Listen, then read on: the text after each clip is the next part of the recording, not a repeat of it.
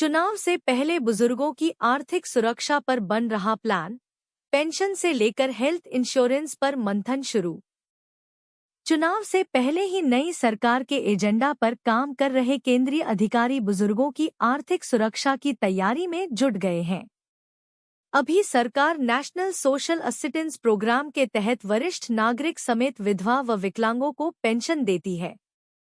केंद्र सरकार इस प्रोग्राम के तहत 79 साल तक की उम्र वालों को 200 रुपये प्रतिमाह तो 80 से ऊपर की उम्र वालों को 500 रुपये प्रतिमाह देती है। राजीव कुमार, नई दिल्ली। चुनाव से पहले ही नई सरकार के एजेंडा पर काम कर रहे केंद्रीय अधिकारी बुजुर्गों की आर्थिक सुरक्षा की तैयारी में जुट गए हैं। बताया जाता है कि सभी बुजुर्गों के लिए पेंशन की नई स्कीम लाई जा सकती है ताकि आने वाले समय में गैर सरकारी श्रमिक एवं अपना कारोबार करने वाले बुजुर्गों को भी इतनी रकम मिलती रहे कि वे अपनी दवा व रोजमर्रा के खर्च को निकाल सके। नीति आयोग ने सरकार को बुजुर्गों की आर्थिक सुरक्षा के लिए सुझाव भी दिए हैं। हेल्थ इंश्योरेंस भी शामिल। इनमें पेंशन की सुविधा के साथ हेल्थ इंश्योरेंस भी शामिल है। आयोग की रिपोर्ट के मुताबिक देश में 78% लोगों को पास पेंशन की कोई सुविधा नहीं है और 60 साल से अधिक उम्र के सिर्फ 18% लोगों के पास हेल्थ इंश्योरेंस है। अभी सरकार national social assistance program (NSAP) के तहत वरिष्ठ नागरिक समेत विधवा व विकलांगों को पेंशन देती है। केंद्र सरकार इस प्रोग्राम के तहत 79 साल तक की उम्र वालों को 200 रुपये प्रतिमाह तो 80 से ऊपर की उम्र वालों को 500 रुपये प्रतिमाह देती है। 3 करोड़ बुजुर्गों को NSAP के तहत दी जाती है पेंशन। इस राशि में राज्य सरकार अपना योगदान मिलाकर उन्हें पेंशन देती है। लगभग 3 करोड़ बुजुर्गों को NSAP के तहत पेंशन दी जाती है। जून में गठित होने वाली नई सरकार पेंशन राशि में अपने योगदान को बढ़ा सकती है और इसे लेकर गंभीरता से विचार किया जा रहा है। नीति आयोग ने अपने सुझाव में माइक्रो पेंशन प्रोडक्ट विकसित करने के साथ वरिष्ठ महिलाओं के साथ असंगठित सेक्टर में काम करने वालों को भी पेंशन प्रोग्राम में शामिल करने का सुझाव दिया है।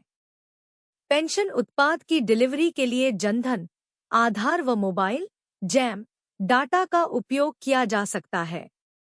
वर्ष 2031 तक देश की 13.2% आबादी बुजुर्गों की आर्थिक सुरक्षा के लिए पेंशन सुनिश्चित करने पर इसलिए भी जोर है क्योंकि वर्ष 2031 तक देश की 13.2% आबादी लगभग 18 करोड़ 60 साल से ऊपर की होगी। पेंशन और हेल्थ इंश्योरेंस की सुविधा नहीं होने से लाखों बुजुर्ग हर साल गरीब हो जाते हैं। सरकारी कर्मचारियों को रिटायर करने के बाद पेंशन के रूप में सम्मानित राशि मिल जाती है। संगठित सेक्टर में काम करने वालों को पेंशन के रूप में इतनी राशि नहीं मिलती है कि वे सम्मानित तरीके से अपना जीवन जी सके। अपना कारोबार करने वालों के लिए अभी कोई पेंशन नहीं है। हालांकि गैर संगठित सेक्टर के लिए अटल पेंशन योजना की शुरुआत की गई है, लेकिन उस योजना के परिपक्व होने में अभी 10 साल से अधिक वक्त लगेगा। ओल्ड पेंशन स्कीम का जिक्र नहीं, UAPA PMLA पर भी खामोश। कांग्रेस के घोषणा पत्र ने किया हैरान। Congress manifesto news. लोकसभा चुनाव 2024 के लिए कांग्रेस का घोषणा पत्र जारी हो चुका है। पार्टी ने इसे न्याय पत्र का नाम दिया है। कांग्रेस ने अपने घोषणा पत्र में न्याय और गारंटी का बात कही है। हालांकि कल्याणकारी घोषणाओं के बावजूद पार्टी ने ओल्ड पेंशन स्कीम पर चुप्पी साध ली है। कांग्रेस ने शुक्रवार को अपना 2024 घोषणा पत्र जारी किया। इस घोषणा पत्र को न्याय पत्र का नाम दिया गया है। इसमें महिलाओं, युवाओं, श्रमिकों और पिछड़े वर्गों जैसे जनसांख्यिकी के लिए 25 गारंटी पर केंद्रित है। साथ ही कांग्रेस ने घोषणा की कि वह कार्यालय में नव संकल्प आर्थिक नीति कार्य धन कल्याण की दृष्टि से अपनाएगी। न्याय पत्र कहे जाने वाले कांग्रेस ने आरक्षण पर 50% की सीमा हटाने, जाति जनगणना गैर SC ST OBC तक सीमित करने की वर्तमान योजना के विपरीत सभी जातियों के लिए 10% EWS कोटा का विस्तार करने, कानून का विस्तार करने का वादा किया है। प्राइवेट एजुकेशन इंस्टीट्यूट में जाति कोटा, सार्वजनिक और निजी रोजगार और शिक्षा में विविधता को मापने, निगरानी और बढ़ावा देने के लिए एक विविधता आयोग और दल बदलुओं की स्वचालित अयोग्यता सुनिश्चित करने के लिए कानून में बदलाव। इसने गरीब परिवारों को प्रति वर्ष 1 लाख रुपए MSP पर एक कानून और अग्निपथ रक्षा भर्ती योजना को समाप्त करने की कसम खाई है। यह घोषणा पत्र कल्याणवाद बनाम ध्रुवीकरण की पिच तैयार करता दिख रहा है। OPS PMLA पर चुप्पी। कांग्रेस ने 2025 से विधानसभाओं में महिला आरक्षण लागू करने और 2029 में संसद में महिलाओं के लिए 50% नौकरियां आरक्षित करने की बात कही है। इसके अलावा संविदा नियुक्तियों को समाप्त करने और अनुबंध पर सभी लोगों को नियमित करने और केंद्र में 30 लाख रिक्तियों पर भर्ती करने का भी वादा किया है। सरकार न्यूनतम दैनिक वेतन को बढ़ाकर 400 रुपए करेगी। पार्टी ने कहा कि वह रोजगार को पुनर्जीवित करने के लिए नौकरियां, नौकरियां, नौकरियां के दर्शन का पालन करेगी। बीजेपी सरकार के तहत नौकरियां सबसे निचले स्तर पर पहुंच गई हैं। इससे जगी अपेक्षाओं के विपरीत घोषणा पत्र में पुरानी पेंशन योजना की वापसी का वादा नहीं किया गया है। घोषणा पत्र में मनी लॉन्ड्रिंग रोकथाम अधिनियम और गैरकानूनी गतिविधियां रोकथाम अधिनियम जैसे कानूनों के दुरुपयोग को रोकने के उपायों को सूचीबद्ध करने से भी परहेज किया गया है।